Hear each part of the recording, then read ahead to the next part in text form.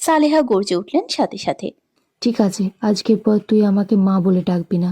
হয় এই মেয়ে নয়তো আমি, দুজনের মধ্যে একজনকে বাঁচতে হবে তোকে। কথাটা বলে টান পায়ে ঘর ত্যাগ করলেন তিনি। ধপ করে বিছানায় বসে পড়ল আভা। দীর্ঘশ্বাস ফেলে বেরিয়ে গেল শাওন ও তার পিছু পিছু মো। ইমতিয়াজ বেরিয়ে যেতে যেতে বললেন, এই নালায়েক শুভ্রবার নয়। আমিনা হা হুতাশ করে বললেন, ওয়ালিদ, তুমি তার মানে ছাড়বে না এই মেয়েটাকে? নিজের বাবার কথা পরোয়া করছো না এই মেয়েটার জন্য? জানি না কোন মন্ত্র দিয়ে এই মেয়ে তোমাকে বশ করেছে। আমি আপনাকে আলাদা করে বলা লাগবে? ওয়ালিদের ঠান্ডা কণ্ঠস্বরে থমকালেন আমেনা। কাচুমাচু মুখ করে নিজের মনে বিড়বিড় করতে করতে বেরিয়ে গেলেন ঘর থেকে। বাকিরাও বেরিয়ে গেল, শুধু রয়ে গেল ওয়ালিদ। আবার দিকে দৃষ্টিপাত করে দেখল সে তখনও কেঁদে চলেছে। ওয়ালিদ পাশের সোফায় বসে পড়ল, গম্ভীর স্বরে বলল, চুপচাপ শুয়ে পড়ো। তোমার স্যালাইন শেষ হলে আমি চলে যাব। সকালে আবার ওই বাড়িতে যেতে হবে। আভা আচমকাই নিজের হাত থেকে স্যালাইনের সুচ টেনে বের করে ফেলল। সাথে সাথে ফিনকি দিয়ে রক্ত বেরিয়ে এলো।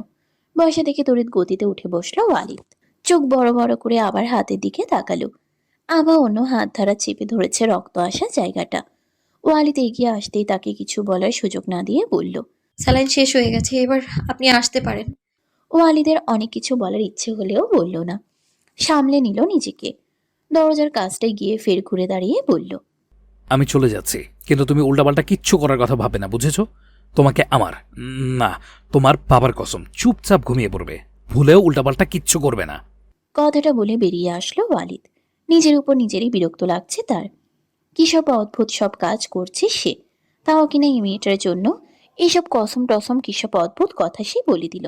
সে নিজেই মানে না এইসব সে কেন করলো, সেটাই তার মাথায় ঢুকছে না। তার উপর এই মেয়ে, এটা মেয়ে না অন্য কিছু। কিভাবে সুচটা হাত থেকে খুলে ফেললো যাতে তাকে বের করে দিতে পারে।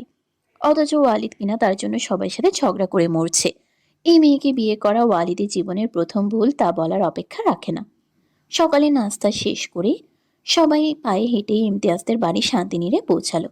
পুরো রাস্তা ওয়ালিদ সালেহার পেছন পেছন কথা বলার চেষ্টা করেছে। তিনি মুখ ভার করে রেখেছেন, ওয়ালিদকে সুন্দর মতো এড়িয়ে গেছেন। ওয়ালিদ এতে অবশ্য কিছু মনে করেনি, সেই সবে অভ্যস্ত। পুনরায় চেষ্টা করবে বলে নিজেই নিজেকে সান্ত্বনা দিয়েছে। বাড়ির ভিতরে যাওয়ার আগে মৌ আর শাওনকে মিষ্টিমুখ করালেন সালেহা। মৌকে একটা সোনার হার দিয়ে বরণ করে নিজের সাথে ভিতরে নিয়ে গেলেন। আভার ওয়ালিদ বাহিরেই দাঁড়িয়ে রইল। আভাকে চুপচাপ দাঁড়িয়ে থাকতে দেখে ওয়ালিদ বলল, দেখো, মমের ব্যবহারে কিছু মনে করো না। মমকে দেখতে শক্ত মনে হলো সে অতটাও খারাপ না। একটু রেগে আছে, কয়েকদিনে ঠিক হয়ে যাবে। বরণ তো যে কেউই করতে পারে, এতে সমস্যা কোথায়? এটা তো এতটাও বড় বিষয় না, তাই না? শুধু মিষ্টি খাওয়ালেই হচ্ছে। অপেক্ষা করো, আমি নিয়ে আসছি। তুমি মিষ্টি খেতে এত ভালোবাসো, আগে বলবে না? আভা গরম চোখে ওয়ালিদের দিকে তাকালো, গম্ভীর গলায় বলল, কোনো দরকার নেই। এমনিতেও মিষ্টি আমার একদমই পছন্দ না, আর না তো আপনাকে পছন্দ আমার। দিয়েও তড়িৎ বেগে পাশ থেকে গিয়ে দরজার সামনে দাঁড়ালো। প্রফুল্ল গলায় বলল, কিছু মনে না করলে বরণ আমিও করতে পারি। অ্যালিসা দিওকে ধাক্কা দিয়ে সরিয়ে দিল। মিষ্টির পাত্র নিয়ে এগিয়ে এসে বলল, আমার ছোট ভাইয়ের বউকে বরণ আমি করব। দেখি, হা করো তো আভা। দেখো, না নিলে কিন্তু আমি ভীষণ রাগ করব। দিও পড়তে নিয়ে সোজা হয়ে দাঁড়িয়ে নিম্নস্বরে বলল, তা কি ভালোভাবে বলা যেত না? ধাক্কাধাক্কি করার কি আছে? অ্যালিসা সে কথায় বিশেষ পাত্তা দিল না। ওয়ালিদ চোখ দিয়ে ইশারা করলো মিষ্টিটা নিতে। অনিচ্ছা থাকা সত্ত্বেও আভা মিষ্টির থেকে সামান্য মুখে নিল। ওয়ালিদ বলল, আমাকে দিবি না? বাদ দে, আমি নিজেই নিচ্ছি। নিজে থেকে একটা মিষ্টি মুখে পুরে নিল। খেতে খেতে বলল, গিফট দিলি না? এক কাজ কর, আমাকে তোর নতুন ক্যামেরাটা দিয়ে দে। আমি কিছু মনে করব না। তুই তো ছোট, এর থেকে আর কি বা দিতে পারবি বল?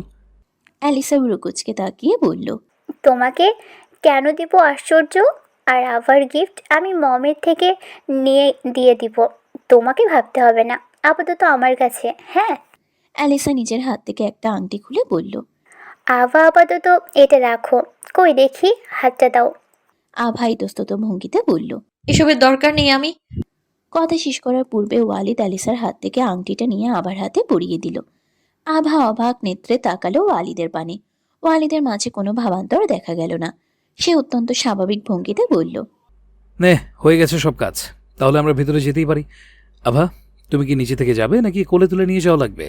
অসভ্য। কথাটা বলে তড়িৎ পায়ে ভিতরে চলে গেল আভা। আসলেই।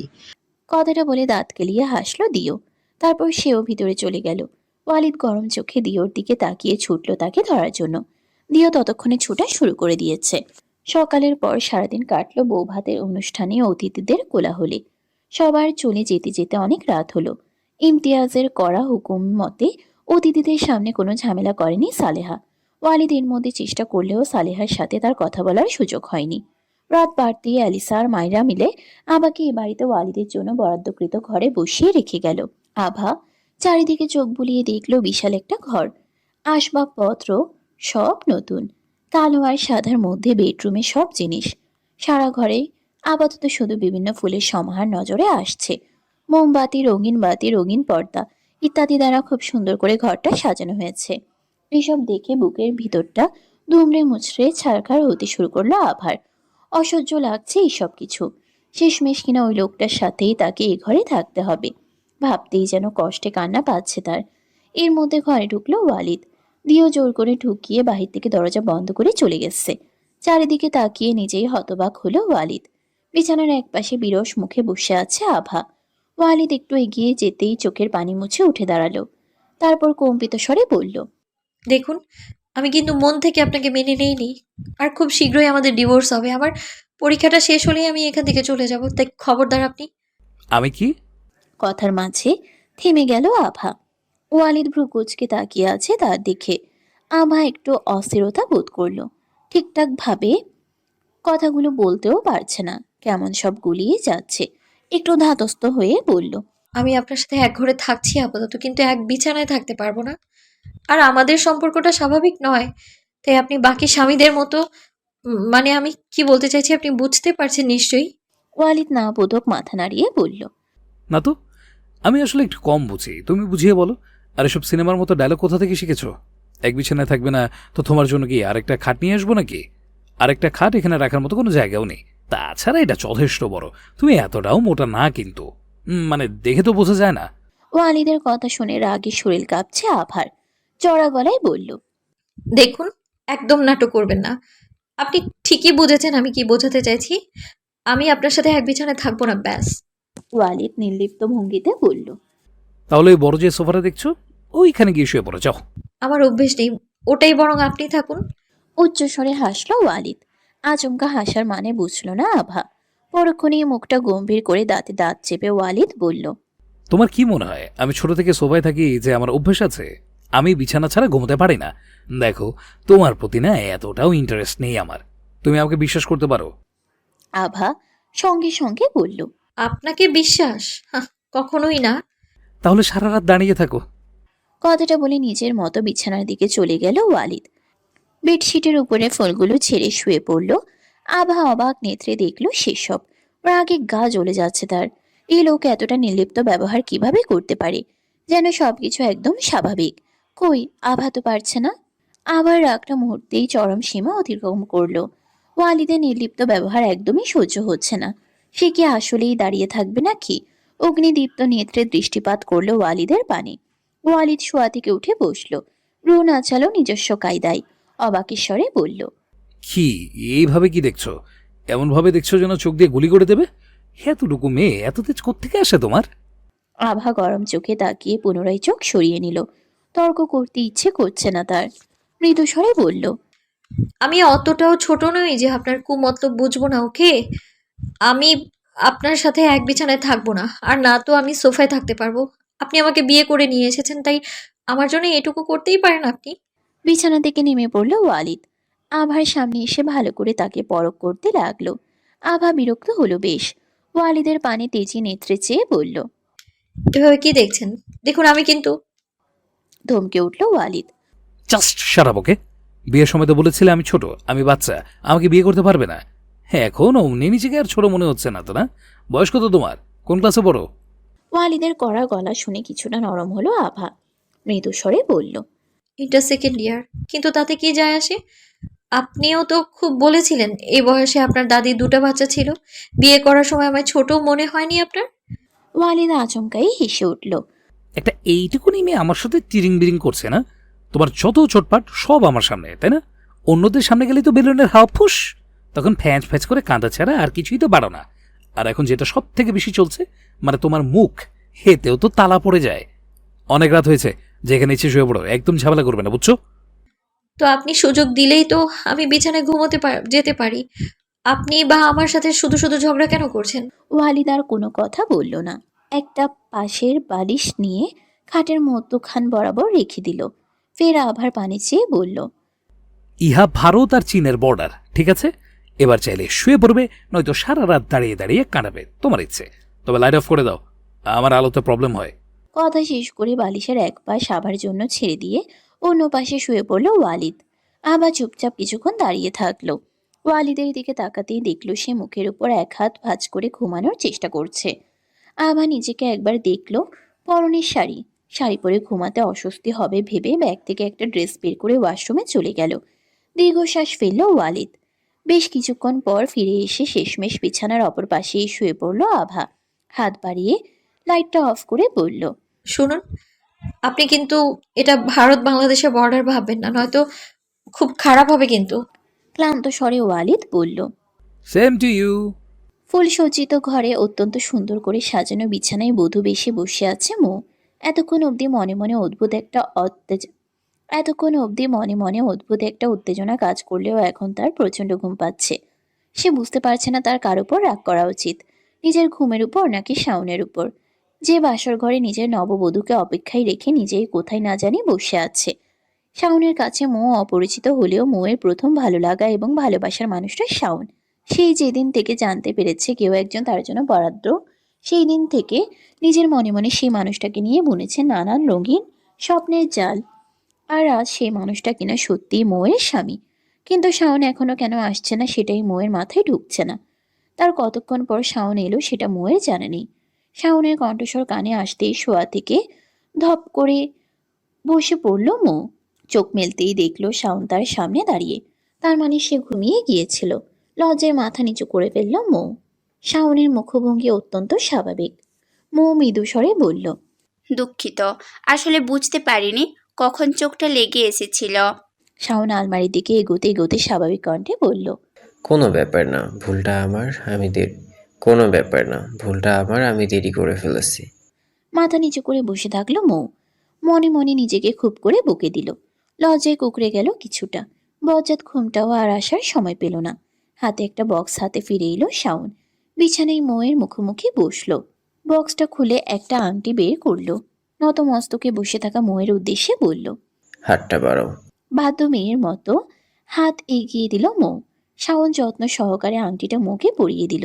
তারপর উঠে ব্যালকনির দিকে চলে গেল।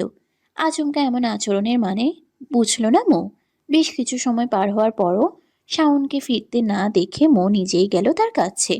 ব্যালকনিতে দাঁড়িয়ে আকাশের দিকে দৃষ্টি নিবদ্ধ করে তাকিয়ে আছে শাওন। পেছনে কারো পদাচরণের আওয়াজ পেয়ে ফিরে তাকাতেই পায়ের সামনে বসা দেখল মৌকে। মৌ সালাম করার চেষ্টা করতেই তড়িৎ গতিতে কয়েক কদম সরে গেল শাওন। বিচলিত হয়ে বলল, কি করছো তুমি? মৌ অবাক নেত্রে চায় লোকটার পানে। মৃদু হাসি ছুড়ে দিয়ে বলল, এটা নিয়ম, আমাকে এটা শেখানো হয়েছিল। বাসর ঘরে আপনি আসার সাথে সাথে যেন আপনাকে সালাম করি। আপনি কি রাগ করলেন? শাওন সামান্য হেসে বলল, তেমন কিছু না, উঠে পড়ো। যদি আমার পাস হওয়ার কোনো নিয়ম হয় তাহলে সেটা পালন করার দরকার নেই। তুমি জীবন সঙ্গী আমার অর্ধাঙ্গিনী। তোমার স্থান আমার পায়ে কখনোই হতে পারে না। অবাক নেত্রে চেয়ে উঠে পড়ল মৌ। শাওন ফের আকাশের দিকে দৃষ্টি নিবদ্ধ করে বলল, আসলে আমাদের সম্পর্ক শুরু হওয়ার আগে আমি তোমাকে কিছু বলতে চাই। বুঝতে পারছিলাম না কোথা থেকে আমাদের বিয়ে হয়েছে, বাকি জীবন একসাথে কাটাতে হবে। আমি তোমাকে ঠকাতে চাই না মৌ। মৌ একটু অপ্রস্তুত ভঙ্গিতে বলল। আপনার কথা আমি ঠিক বুঝলাম না। শাওন একটা লম্বা শ্বাস নিয়ে বলল, তুমি হয়তোবা অবগত, বিয়েটা আমি আমার বাবার ইচ্ছের কারণেই করেছি। তবে আমেরিকাতে যে আমার জীবনে বিশেষ কেউ ছিল, বিষয়টা এমন না। এখানে আসার আগে তোমাকে বিয়ে করার সমস্ত প্রস্তুতি নিয়ে এসেছিলাম আমি, কিন্তু এখানে আসার পর জানি না কিভাবে আমি আভাকে ভালোবেসে ফেললাম। নিজের অজান্তেই ওকে চাইতে শুরু করলাম, কিন্তু হয়তোবা ও আমার ভাগ্যে ছিল না। আমি তোমাকে এসব এজন্যই বলছি কারণ আমি চাই না আমি তোমাকে মিথ্যা বলে আমাদের সম্পর্কটা শুরু করি। আমি এই বিয়েটাকে মন থেকে মেনে নিয়েছি, বিশ্বাস করো। তবে এই সম্পর্কটা এগিয়ে নেওয়ার জন্য আমার কিছু সময়ের প্রয়োজন। আমার স্ত্রী হিসাবে আমি তোমার থেকে আশা করব তুমি বিষয়টা বুঝবে, আমাকে সাহায্য করবে, আমাদের সম্পর্কটাকে খুব তাড়াতাড়ি সম্পূর্ণ স্বামী স্ত্রী সম্পর্কে পরিণত করতে। তুমি বুঝতে পারছো তো আমার কথা? কথাগুলো বলে থামলো শাওন। তাকালো মোয়ের পানে। মোয়ের পৃথিবীটা যেন এক মুহূর্তে তার সামনেই ধসে পড়ল। যে ভয় তাকে বারবার জর্জরিত করেছে, যেটা আটকানোর জন্য সে শত চেষ্টা করেছে, সেটাই ঘটল। তবে আভা কিনা শেষমেশ তাদের দুজনের মাঝখানে চলেই এলো।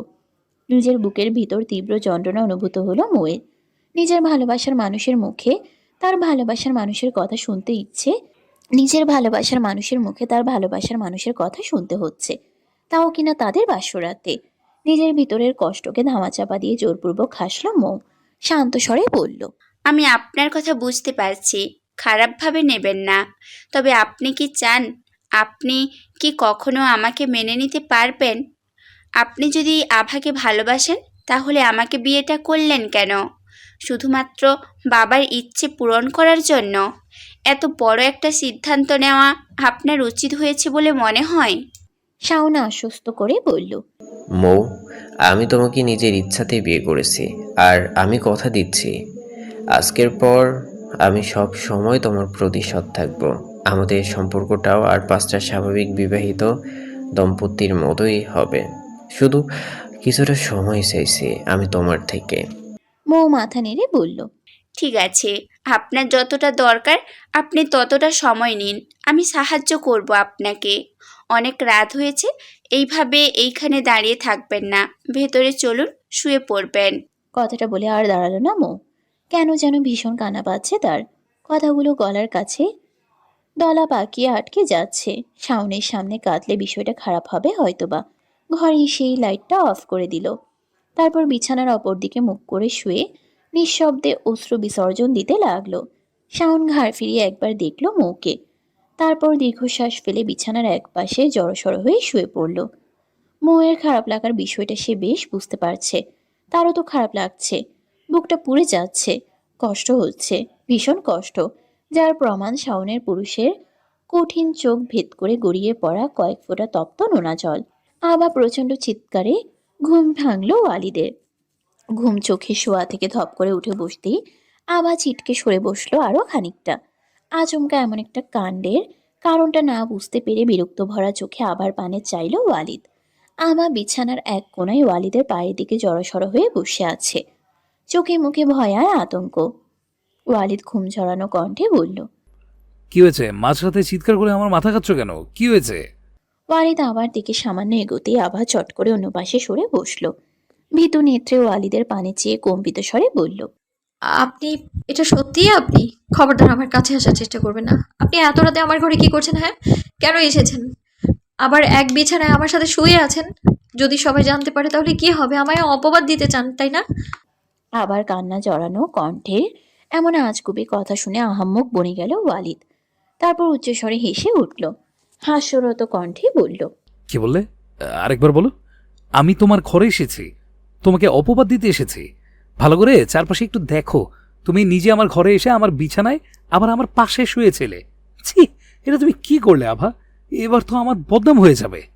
শেষের কথাগুলো ওয়ালিদ নাটকীয় কায়দায় বলল, ফের হাসতে শুরু করলো। আবার এতক্ষণে যেন সম্মতি ফিরে পেল। আচমকা ঘুম ভাঙতে পাশে ওয়ালিদকে দেখে চমকে গিয়েছিল সে। পুরো বিষয়টা মস্তিষ্কে সচল হতে একটা দীর্ঘশ্বাস ফেলল। এতক্ষণে যেন একটু শান্তি পেয়েছে। ওয়ালিদকে এমনভাবে হাসতে দেখে রাগ হলো আবার। ওয়ালিদ হাসি থামিয়ে বলল, তোমার মনে পড়েছে পুরো ব্যাপারটা? যাক, ভালো হলো চিৎকার করেছো। যদি ওইভাবে আমাকে খুন করে দিতে। কি সাংঘাতিক তুমি! আর তোমার হাতের অস্ত্রটাও তোমার মতোই সাংঘাতিক। এটা দিয়ে মারলে আমি নিশ্চিত মরে যেতাম। ওয়ালিদ আবারও হাসতে শুরু করেছে। আবার খেয়াল করলো তার হাতে একটা বালিশ। বিরক্তির সীমা রইল না। এত হাসার কি আছে? আবার হাতে থাকা বালিশটা ওয়ালিদের দিকে ছুরি দিয়ে নেমে পড়লো খাট থেকে। সবাইকে নিজের মতো ভাবার দরকার নেই। ওয়ালিদ সম্মতি সূচক মাথা নেড়ে বলল, আমার মতো কেউ হতেও পারবে না। I am the great Shahriar Walid Chowdhury, একদম এক পিসে আছি। আভাও মাথা নেড়ে বলল, তা তো অবশ্যই, আপনার মতো হাতি আমি দুটো দেখিনি। হাতির যেমন দাঁত সব সময় বাইরে থাকে, আপনারও ওই একই, দ্য গ্রেট হাতির নাতি চৌধুরী। কি বললে? আমি হাতি? যে 450? আভা ততক্ষণে ওয়াশরুমে ঢুকে গেছে। ভোরের সময় পাখিদের কিচিরমিচির শোনা যাচ্ছে। ওয়ালিদ হাসতে হাসতে আবারও শুয়ে পড়ল। সবাই সকালে নাস্তার জন্য টেবিলে উপস্থিত, অথচ কোনো রান্নাই হয়নি। সালেহা তার ঘর থেকেই বের হননি। মৌকেও কেউ রান্না করতে বলেনি। অবশ্য মৌ রান্না বান্না পারেও না। ওয়ালিদ নামলো সবার শেষে। নাস্তার টেবিলে সবাইকে বেজার মুখে বসে থাকতে দেখে একটু অবাক হলো। এগিয়ে এসে একটা চেয়ার টেনে নিজেও বসে পড়ল। সবার মুখের দিকে একবার দৃষ্টিপাত করে বলল, হয়েছে এটা কি? তোমরা এইভাবে সবাই বসে আছো কেন? আর মম কোথায়? খিদে পেয়েছে আমার, আমাকে খেতে দাও কেউ। ইমতিয়াজ বিরস মুখে বললেন। নিজের খাবার নিজে রান্না করে খা। একটু চমকালো ওয়ালিদ। তখনই মৌ বলল, আভাটা কোথায় গেছে কে জানে, ও থাকলে কিছু একটা করে দিত। আমাদের বাড়িতে তো রান্না বান্না ওই করতো। ওয়ালিদ অবাক হয়ে বলল। রান্না হয়নি এখনো? তো তোমরা সবাই এতক্ষণ ধরে কি করছিলে? ইমতিয়াজ ঝাঁঝালো গলায় বললেন, সবাই মিলে ঘাস কাটছিলাম যাতে তুই আসলেই তোকে খাওয়াতে পারি। মা ছেলেতে মিলে আমার জীবনটা শেষ করে দিল। এর মধ্যে আভা এসে দাঁড়ালো টেবিলের কিনারায়। আমার সকাল সকাল ঘুম থেকে ওঠার অভ্যাস, তার উপরে আজকে তাড়াতাড়ি উঠেও পড়েছে, তাই ঘরে আর থাকতে পারেনি। নিচে নেমে আসতেই বিশাল বসার ঘর ফাঁকাই পেল। রান্নাঘরের দিকে যেতে গিয়েও কেমন একটা সংকোচ কাজ করছিল ভিতরে। অগত্যা ভাবনা বাহির থেকে একটু ঘুরে আসা যাক। আবাকে দেখে বোধহয় একটু খুশি হলো মৌ। নিরেট কণ্ঠে বলল, সকাল সকাল কোথায় টই টই করে ঘুরেছিলিস তুই? এদিকে যে সকালের নাস্তা হয়নি সেই খেয়াল আছে তোর? এখন সবাই কি খাবে?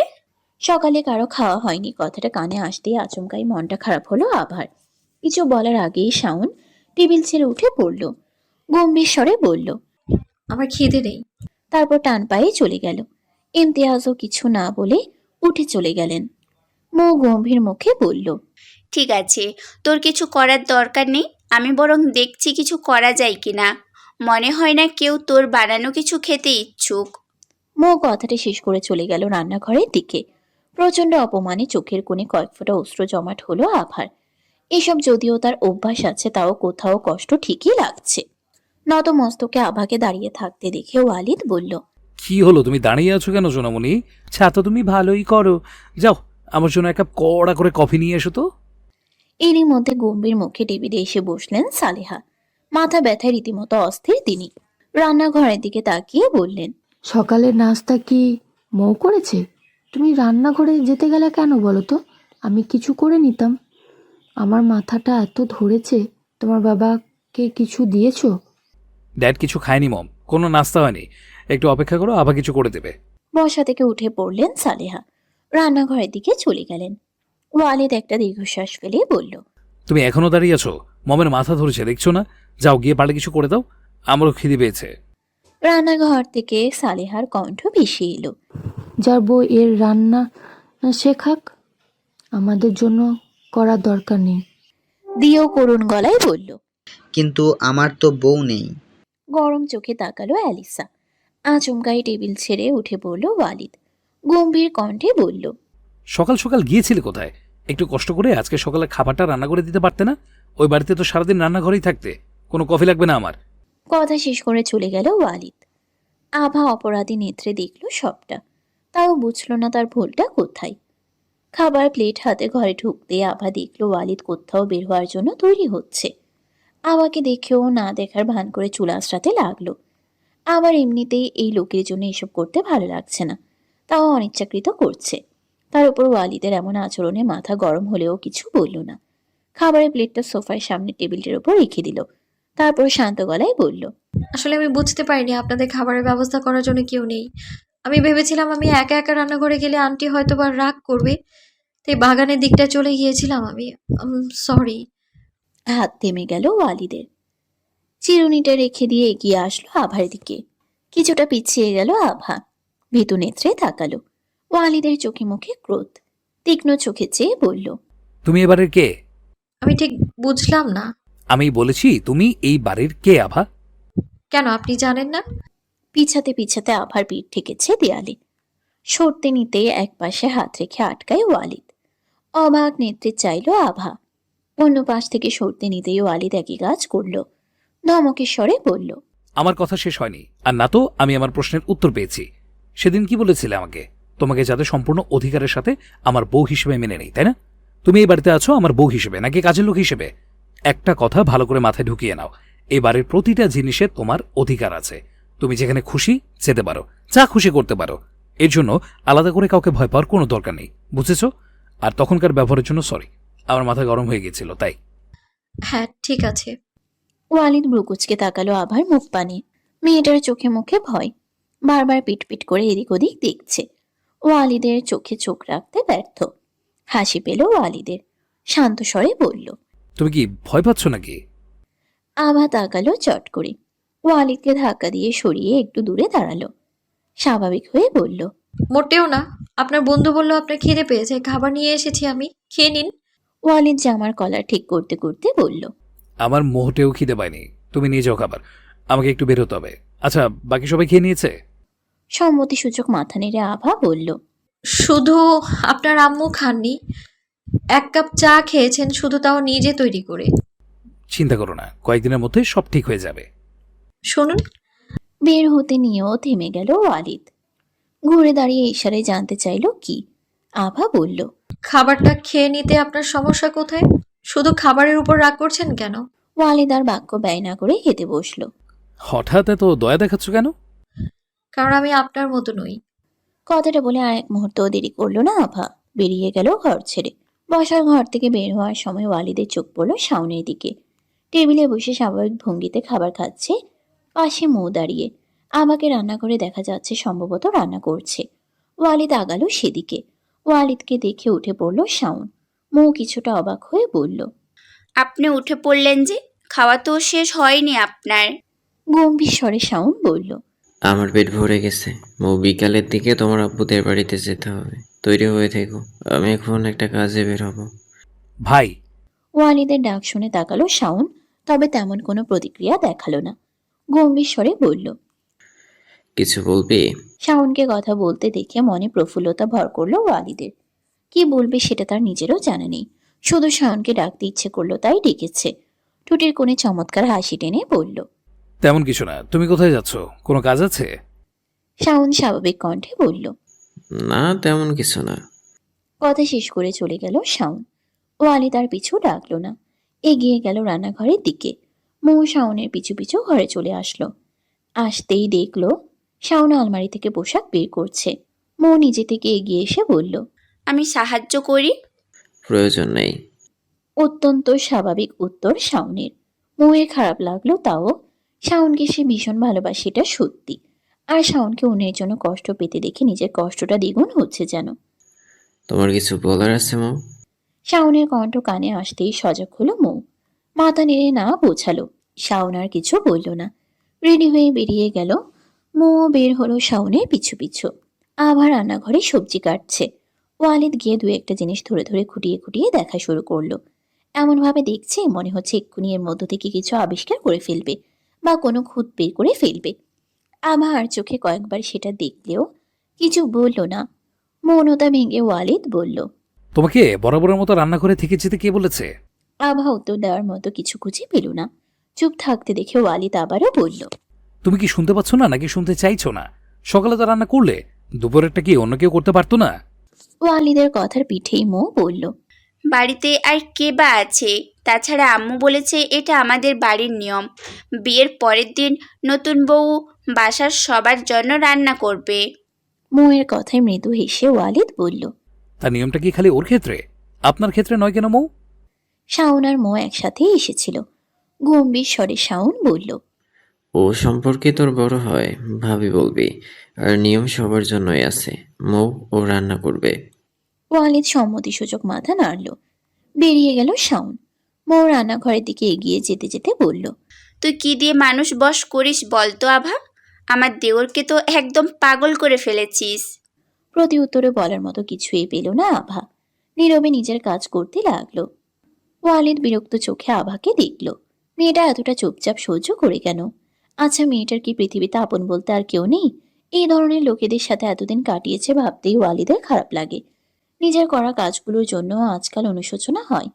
ভাগ্যের জোরে হোক বা ভাগ্যের বিপরীতে, মেয়েটা যখন ওয়ালিদের সাথে জুড়ে গেছে, তখন ওর জীবনটাকে একটু হলেও সহজ করে তবেই ছাড়বে ওয়ালিদ। আর আভা তার কাছে আস্ত একটা রহস্য, জানতে হবে তার সম্পর্কে। ওয়ালিদকে চুপচাপ দেখে মো বলল, কি হলো? কি এত ভাবছো? আমি কিছু ভুল বলে ফেলেছি? তুমি তো আমাদের আভাকে ভালোবেসে রীতিমতো জোর করে বিয়েটা করলে।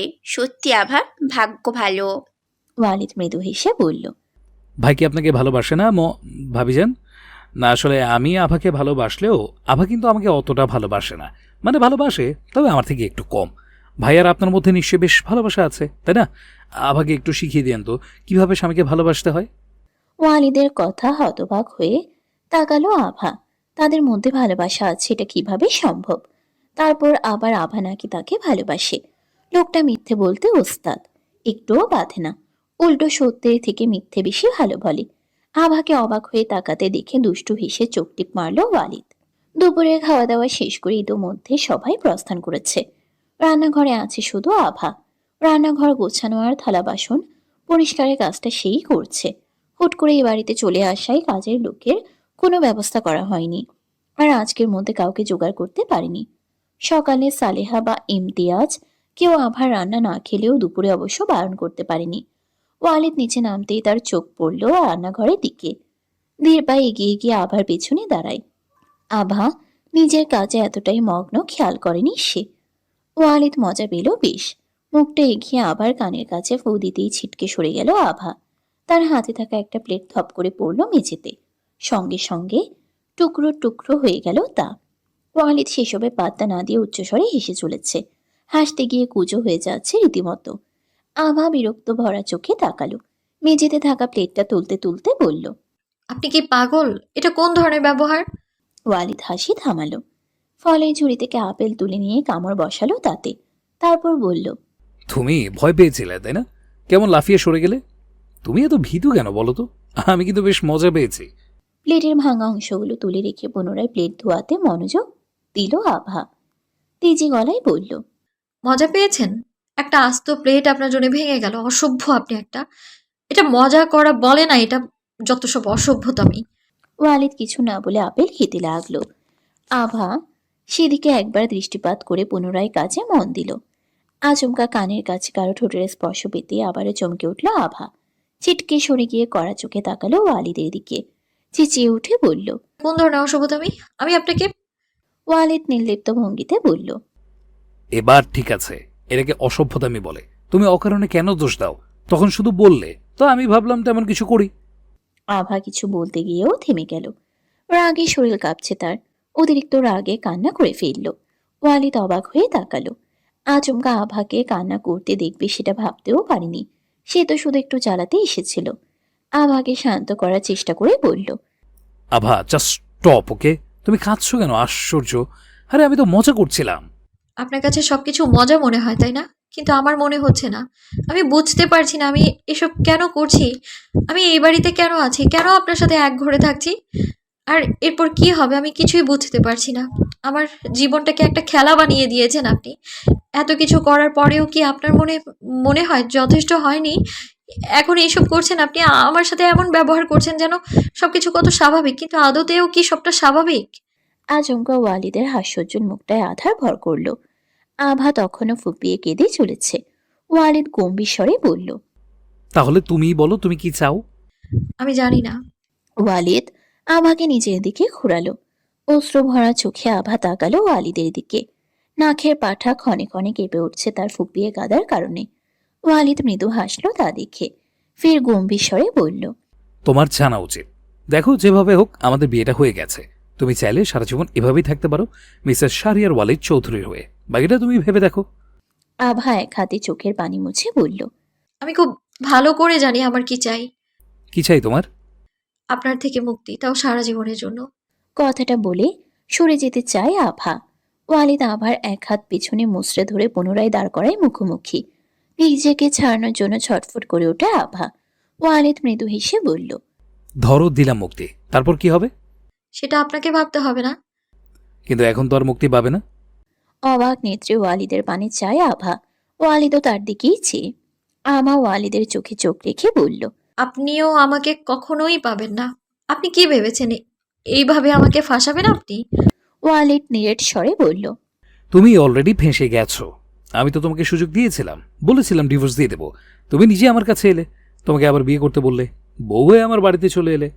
এখন সব দোষ ওয়ালিদের। বাহ, কি বিচার তোমার!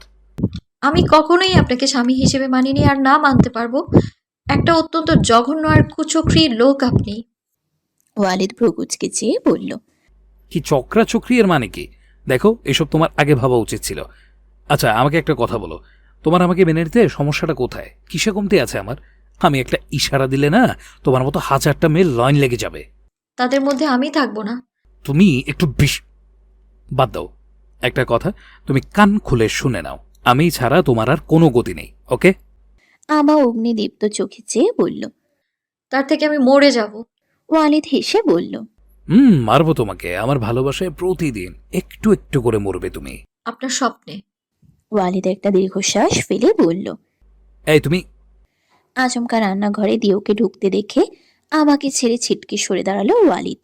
দিও ঢুকেই আবার পেছনে ঘুরে গিয়ে বলল, সরি, আমি আসলে ভুল করে ঠিক সময় চলে এসেছি। ওয়ালিদ বিরক্ত চোখে চেয়ে বলল। তুই আসার আগে নক করে আসতে পারলি না?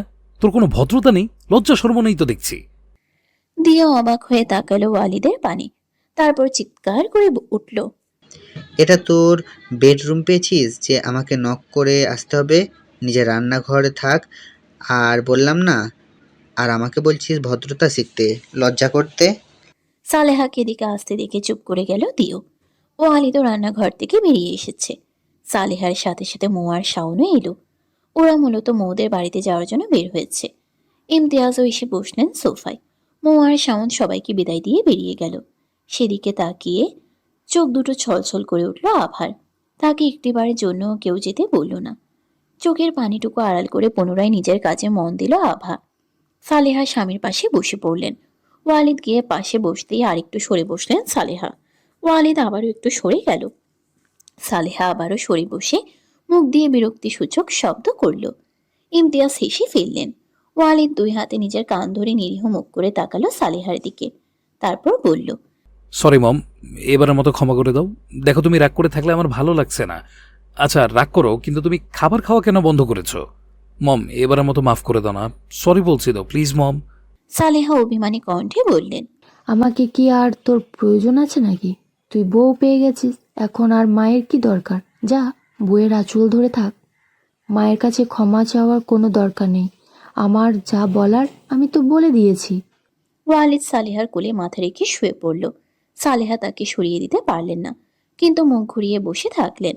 ইমতিয়াজ বললেন, তোমাদের মা ছেলের নাটক বরং এবার শেষ করো।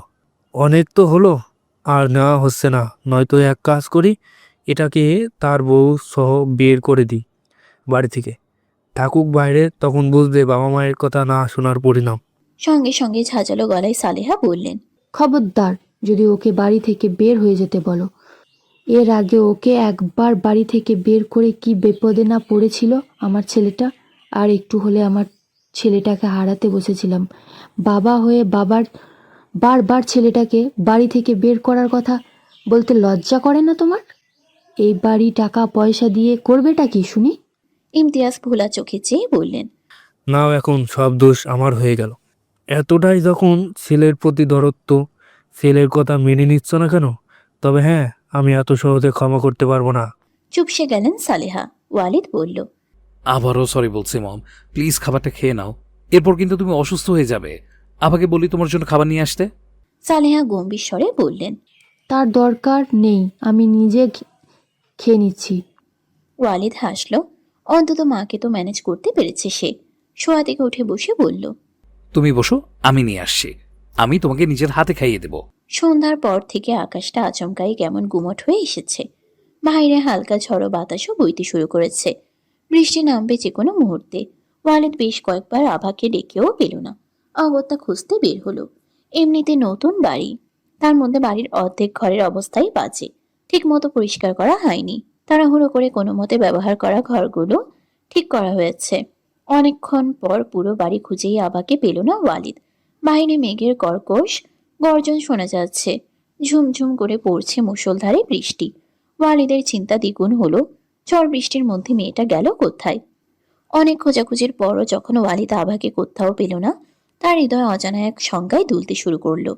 মনে হলো মেয়েটার সঙ্গে হয়তো কোনো বিপদ ঘটতে পারে। সে ভয়ের ভাবই বুকের ভেতরে হৃৎপিণ্ডকে ক্রমশ তীব্র গতিতে ধকধক করাচ্ছে। মস্তিষ্ক হঠাৎ অচল হয়ে গেছে। চিন্তাধারার সব সুতো ছিন্ন ভিন্ন। ঠিক তক্ষণই যেন কোথা থেকে এক অত্যন্ত গুরুত্বপূর্ণ স্মৃতি বিদ্যুতের মতো ঝলকে মনে পড়ে গেল। চোখ দুটো মুহূর্তের জন্য চিকচিক করে উঠল ওয়ালিদের। এক প্রকার উদ্দাম তাড়নায় ছুটে গেল ছাদের দিকে। সিঁড়ি বেয়ে ছাদে উঠতেই আকাশের প্রচণ্ড বৃষ্টি তার উপর বর্ষণ শুরু করলো।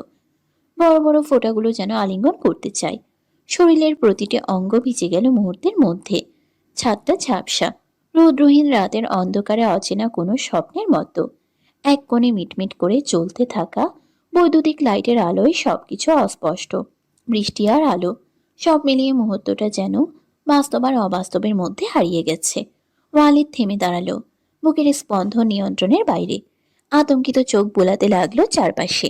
সে মুহূর্তে আকাশ পাতাল কাঁপিয়ে বজ্রের এক প্রলয়ী শব্দ চারপাশে চাপিয়ে পড়ল। সেই বজ্রালো দীপ্তি ছাদটাকে মুহূর্তের জন্য আলোয় ভরিয়ে দিল। ওয়ালিদের চোখ তখন এক কোণে স্থির হলো। ছাদের ধারে পা ঝুলিয়ে বসে আছে কেউ। ক্ষণিকের বিস্ময়, তারপরের মুহূর্তেই যখন বুঝতে পারলো এটা আভা, ওয়ালিদের ঠোঁটের কোণে অচেতনেই ফুটে উঠল ছোট্ট একটি হাসি। বুকের ভেতর থেকে দীর্ঘ স্বস্তিময় নিঃশ্বাস বেরিয়ে এলো। এতক্ষণ যে আতঙ্ক আর অচেতনতা কেটে গেল মুহূর্তে। ধীরে ধীরে এগিয়ে যেতে গিয়ে আবার থেমে দাঁড়ালো অজানা সংকোচে। আভা বসে আছে ছাদের ধারে পা ঝুলিয়ে।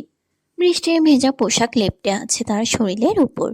মাথার ওড়নাটা নেই মাথায়। লম্বা চুলগুলো দৃশ্যমান। বৃষ্টির ফোঁটায় সিক্ত হয়ে সেখান থেকে ঝর্ণার মতো গড়িয়ে পড়ছে পানি। এক দৃষ্টিতে তাকিয়ে আছে দূরে কোথাও। মুখের ভঙ্গিমা শান্ত স্থির, এক প্রকার অদ্ভুত কোমলতায় মিশে।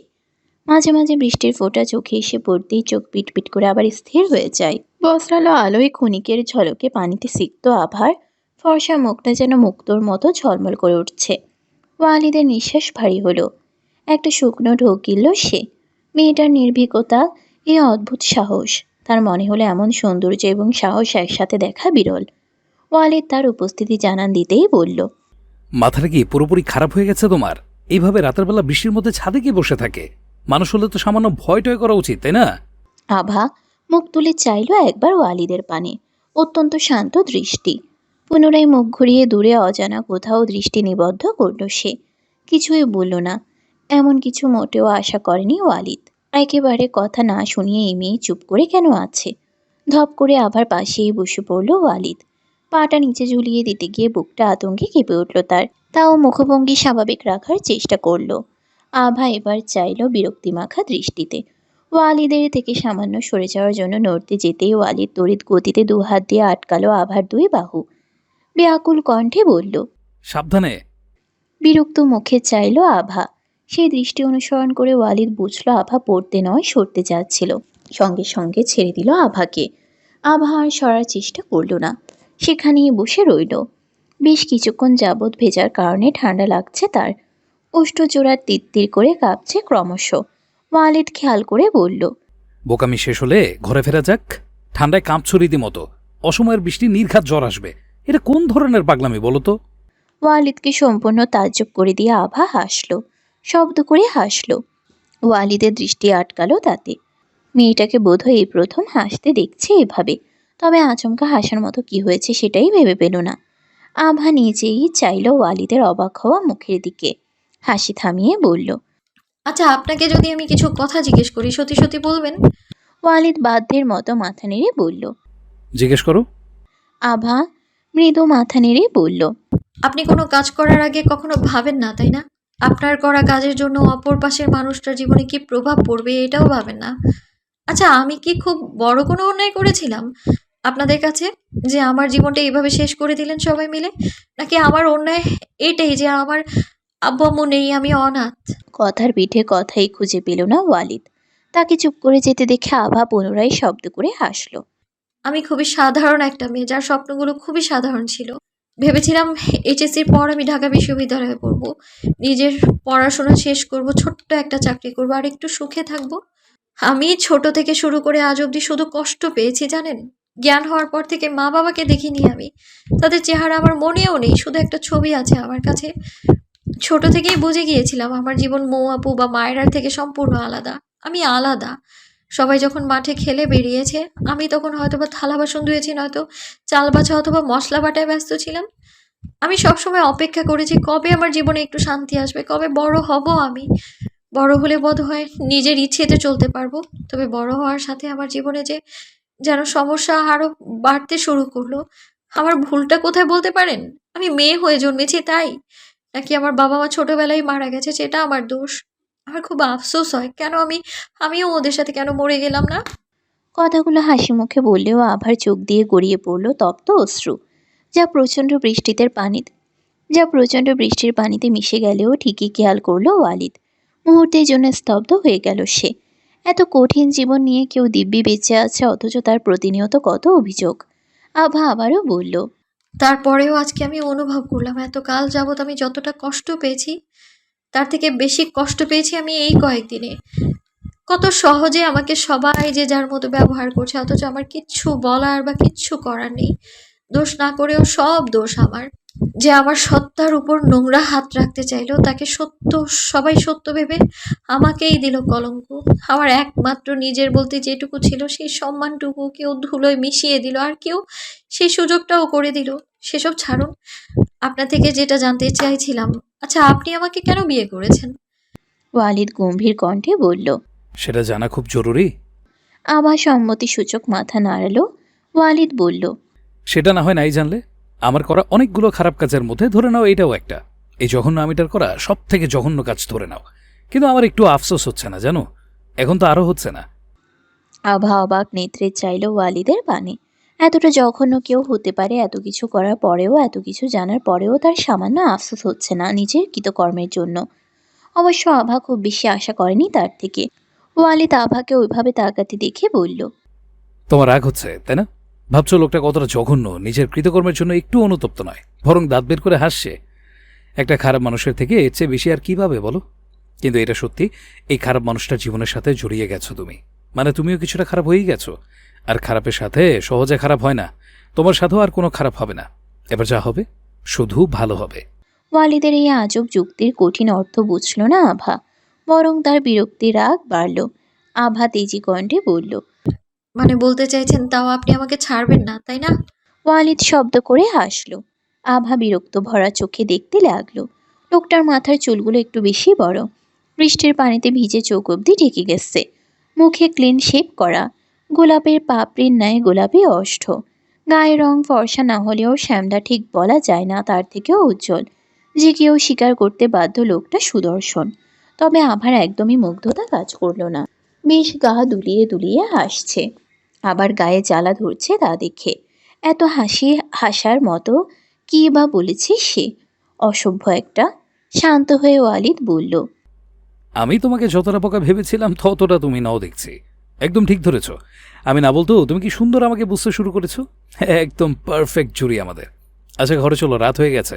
আর এইভাবে রাত বিরাতে আমাকে না বলে কখনো ছাদে বা অন্য কোথাও গিয়ে বসে থাকবে না, বুঝেছ? ছোট মানুষ ইঁদুর বিড়াল দেখে ভয়টে পেয়ে সেই একটা কাণ্ড করবে। আভা বসা থেকে উঠে পড়ল। ঠান্ডা শরীর কাঁপতে শুরু করেছে তার। বিরক্ত গলায় বলল, সবাইকে কি নিজের মতো মনে হয়? আমি আপনার মতো ভীতু নই। সেদিন দেখেছিলাম আপনাকে ছাদে কিভাবে ভয়ে কাঁপছিলেন আপনি। ওয়ালিদও বসা থেকে উঠে পড়ল। হাত দিয়ে মাথার চুলগুলো ব্যাক ব্রাশ করে বলল, এখানে তোমার ধারণা সম্পূর্ণ ভুল সেন্ড্রেলা। ওটা তো আমি নাটক করেছিলাম, তোমাকে একটু চমকে দেওয়ার চেষ্টা আর কি। নয়তো আমি তো ভূত পেতনিকেও ইমপ্রেস করার ক্ষমতা রাখি, বুঝছো? It's my talent. আভা মুখ ভেঙিয়ে বলল, ট্যালেন্ট না ছাই, তবে নাটক আপনি ভালোই করতে পারেন, পুরো অস্কার পাওয়ার মতো। এভাবেই চালিয়ে যান। আপনার এই অভিনয়ে কোনো মানুষ তো ইমপ্রেস হবে না, ওই ভূত পেত্নীকে যদি ইমপ্রেস করতে পারেন আর কি। কথাটা বলে হাঁটা ধরল আভা। এমনিতে তার আর কথা বলতে ইচ্ছে করছে না। ওয়ালিদ আভার পেছন পেছন হাঁটা ধরল। করিডোর দিয়ে হাঁটতে হাঁটতে দিওয়ের কণ্ঠ কানে এলো। ওয়ালিদের নাম ধরে ডাকতে ডাকতে এদিকে আসছে হয়তো বা। ওয়ালিদ আচমকা আভার হাত ধরে তাকে দাঁড় করালো। প্রচণ্ড বিরক্তি নিয়ে আভা আবারও তাকালো।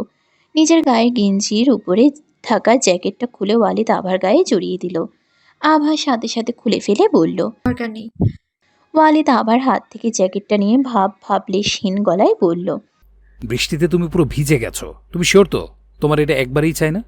বুঝতেই পারছো আমি কি বলতে চাইছি। আভা সাথে সাথে খপ করে ওয়ালিদের হাত থেকে জ্যাকেটটা কেড়ে নিয়ে গায়ে জড়ালো। গরম চোখে চেয়ে বলল। এতক্ষণ আপনার এই ভালো মানসিক কাজ করেনি? ওয়ালিদ আবার কানের কাছে ঝুঁকে নিচু স্বরে বলল। এখনো তো নাটক করছো কেন? এতক্ষণ তো আমার সামনেই ছিলে। কিন্তু আমি চাই না দিও তোমাকে সেভাবে দেখো যেভাবে আমি। আভা ওয়ালিদকে ধাক্কা দিয়ে সরিয়ে দিয়ে বলল। অসভ্য নির্লজ্জ। ওয়ালিদ আবারও উচ্চস্বরে হেসে উঠল। আবার গায়ে বেশ ভালো মতো ওড়না জড়ানোই ছিল। মূলত আভাকে একটু রাগানোর চেষ্টা করছিল সে, আর সফলও হয়েছে। ওয়ালিদকে ইচ্ছে মতো গালাগালি করতে করতে ঘরের ভিতরে ঢুকে গেল আভা। দিয়েও এসে দাঁড়িয়েছে সবে, একটু অবাক হয়ে বলল। কিরে, এই রাতের বেলায় তোরা এমনই ভিজেছিস কেন? তোকে কখন থেকে ডাকছি, সাড়াও দিচ্ছিস না। আমার জরুরি কথা আছে তোর সাথে। ওই ড্যাড ফোন করেছিল। দিয়েওর কথা শেষ করতে না দিয়ে ওয়ালিদ ঘরের ভিতরের দিকে যেতে যেতে বলল। আমি একটু পরে তোর সাথে কথা বলছি। আমার প্রচন্ড ঠান্ডা লাগছে ভাই, চেঞ্জ করে আসছি, একটু অপেক্ষা কর।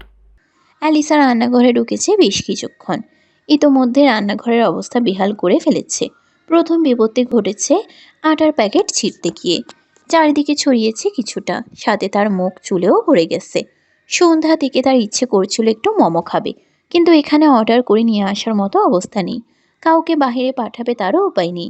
বাইরে ঝড় বৃষ্টি, তাই ঠিক করেছিল নিজেই করবে। এমনিতে আগে কয়েকবার বানানোতে সফলও হয়েছিল। এখন মোটামুটি মোমো বানানোর অর্ধেক কাজ শেষ। মোমোগুলোকে স্ট্রিমে বসিয়ে গা থেকে আটা পরিষ্কার করছিল। পিছন থেকে কেউ জড়িয়ে ধরতেই ছিটকে সরে গেল। আচমকাই অ্যালিসার এমন কড়াই দিয়েও ভরকে গিয়ে লাফ দিয়েছে। ফলস্বরূপ গরম পাত্রে গিয়ে হাত লেগেছে তার। অ্যালিসা দিওর হাত নিয়ে ফু দিতে দিতে বলল। কি করো বলো তো? ইদানিং তোমার সাহস দেখে আমি সত্যি অবাক।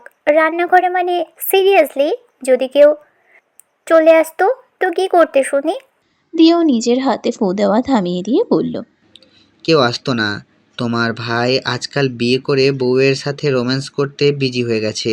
শ্বশুর শাশুড়িকে ঘরেই দেখে এলাম, দুজন কোনো একটা বিষয় নিয়ে আলোচনা করছে। সুতরাং কেউ আসতো না। অ্যালিসা মুখ ভেঙিয়ে বলল। ভাইয়ার সম্পর্কে যত সব বাজে কথা। আভার ভাইয়ার মধ্যে আসলেই কি কিছু হওয়ার মতো? দিও কোমর জড়িয়ে কাছে টানলো অ্যালিসাকে, শান্ত স্বরে বলল। তোমার ভাইয়ের সম্পর্কে তোমার কোনো ধারণাই নেই বেবি। আজকাল আমি নিজেই চিনতে পারছি না ওকে। এক এক সময় এক এক রকম মনে হয়। তবে ভাইয়ের ভাই কিছু ঘটাবে এটা আমি লিখে দিতে পারি। সেসব ছাড়ো, তুমি রান্নাঘরে কি করছো?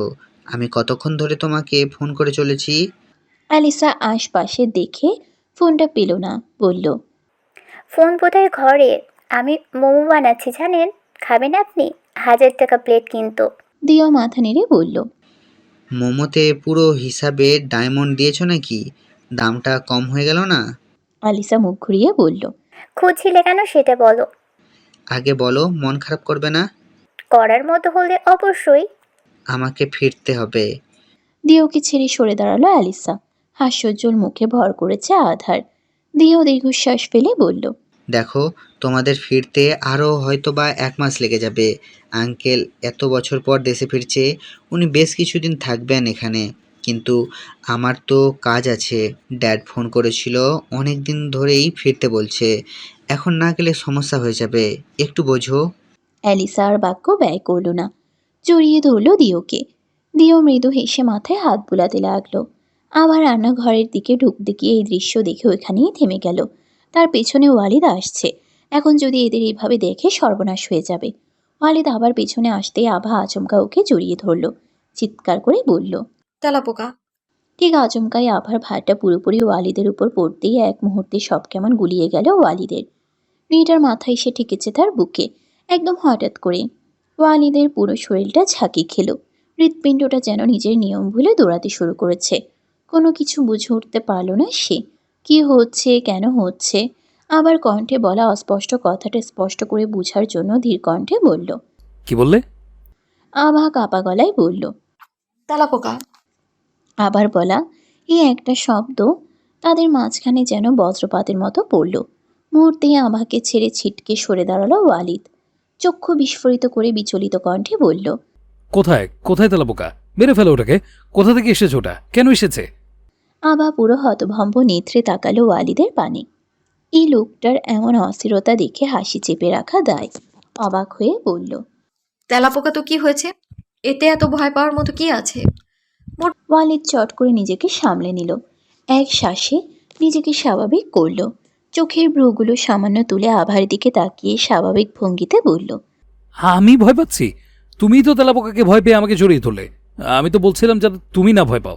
তুমি কি সত্যি ভয় পেয়েছিলে, নাকি আমাকে জড়িয়ে ধরার জন্য? কথা শেষ করার আগে রাগে লজ্জায় অস্বস্তিতে তেতে উঠল আভা। বলল, মোটেও না, আমি সত্যিই ভয় পেয়েছিলাম, কিন্তু আপনি, আপনার মতো এমন একটা বড় দামড়া লোক যে তেলাপোকাকে ভয় পেতে পারে, এটা আমি কখনোই ভাবিনি। ওয়ালিদ চোখ বড় বড় করে তাকিয়ে রইল। অবস্থাটা তার জন্য বিরক্তিকরই বটে। ক্ষুব্ধ গলায় বলল, কতবার বলবো তোমাকে আমি ভয় পাই না? দিও আর অ্যালিসা বাইরে এসে দাঁড়িয়েছে ততক্ষণে। ওয়ালিদের কাণ্ড দেখে ঠোঁট টিপে হাসছে দুজনে। আভা রান্নাঘরের দিকে ইশারা করে বলল, ঠিক আছে, চলুন, তাড়াবেন ওটাকে। ওয়ালিদ বেশ সাহসী ভঙ্গিতে এগিয়ে এসে বলল, কোথায় তেলাপোকা? দেখাও। বেটাকে এক পাঞ্চ মেরে যদি উপরে না পাঠিয়েছি তখন বলো। যেতে গিয়েও ওইখানে থেমে গেল ওয়ালিদ। আভা ঠোঁট টিপে হাসছে। দিয়েও এগিয়ে এসে ওয়ালিদের কাঁধে চাপড় দিয়ে বলল, তোর আর গিয়ে কাজ নেই ভাই। তোর তৈরি হওয়া দেখে এমনি ও বেচারা এমনিতেই নিজে নিজে উপরে চলে গেছে। তোর হাতে শহীদ হওয়ার থেকে নিজে নিজে আত্মহত্যা বেশি ভালো কি না? কথাটা বলে চলে গেল দিও। ওয়ালিদ বেশ খুশ মেজাজে তাকালো আভার দিকে। পরক্ষণেই চেঁচিয়ে উঠল, এই, তুই আমাকে সম্মান করলি নাকি অপমান? অ্যালিসা উচ্চস্বরে হেসে বলল, অপমান তাকেই করা যায় যার সম্মান থাকে। এত বড় হয়েছে এটুকু জানো না? ওয়ালিদ গরম চোখে তাকিয়ে বলল, খুব উড়ছিস তুই এলি। আমার মাথা গরম হলে না দেখবি তখন। অ্যালিসা মুখ ভেঙিয়ে আবারও রান্নাঘরে ঢুকে গেল। আভাও ঢুকলো রান্নাঘরে। ওয়ালিদ বসলো ডাইনিং টেবিলে। বসে হুকুম করলো। এই যে সোনামণি, এক কাপ কফি দাও তো। আভা বিরক্ত হয়ে বলল। খবরদার, এসব বাজে বাজে নামে ডাকবেন না, নয়তো খুব খারাপ হবে। ওয়ালিদ বাধ্য ছেলের মতো মাথা নেড়ে বলল। ঠিক আছে সিন্ড্রেলা। আভা চোখ মুখ গরম করে তাকালো। কিছু বলতে নিয়ে সংযত করলো নিজেকে। এই লোকের সাথে কথা বলাই বেকার। শাওনার মৌ বাড়িতে যাওয়ায় তাদের আপ্যায়নের জন্য বেশ তোড়জোড় চলছে তালুকদার বাড়িতে। নানা ধরনের খাবার রান্না করা হয়েছে। সন্ধ্যা থেকে অতিরিক্ত ঝড় বৃষ্টি হওয়ায় মৌ আবদার করেছিল খিচুড়ি খাবে, সেটাও রান্না করা হয়েছিল। একটু আগে খাওয়া শেষ করে মৌ বসার ঘরে বসে উসকুস করছে তখন থেকে। পাশে শাওন নির্লিপ্ত ভঙ্গিতে বসে ফোনে ডুবে। মৌয়ের মূলত অসময়ে বৃষ্টি দেখে বৃষ্টিতে ভেজার লোভ ঝেঁকে ধরেছে, তবে সাহস হচ্ছে না ঠিক। বসার ঘরে বড় জানালাটা দিয়ে এক দৃষ্টিতে বৃষ্টির দিকে তাকিয়ে পুনরায় দৃষ্টিপাত করলো শাওনের দিকে। শাওন অবশ্য মুখ তুলে দেখলও না। মৌ একটু সাহস করে বলল, আচ্ছা, আপনার বৃষ্টি ভালো লাগে না? চট করে তাকালো শাওন। গম্ভীর স্বরে বলল। না। মৌ কিঞ্চিত ভ্রুকুচকে আবারও বলল, আমার কিন্তু বৃষ্টি অনেক ভালো লাগে। এই যে এখন বৃষ্টি হচ্ছে, আমার খুব ইচ্ছে করছে ভিজতে। আপনার ভালো লাগে না কেন? শাওন ফোনের স্ক্রিনে দৃষ্টি নিবদ্ধ রেখে বলল, আচ্ছা মা, তোমার কি উচিত ছিল না আমাকে সাথে করে নিয়ে আসা? ও ছোট থেকে এই বাড়িতে আছে। তুমি বলো, ও তোমার ছোট বোনের মতো। তোমার মনে হয় না আঙ্কেল আন্টি ওকে একসাথে একবার আসতে বলা উচিত? শাওন ফোনের স্ক্রিনে দৃষ্টি নিবদ্ধ রেখে বলল। চুপসে গেল মৌয়ের মুখটা। এমন সময় শাওনের মুখে আভার নাম আশা করেনি সে।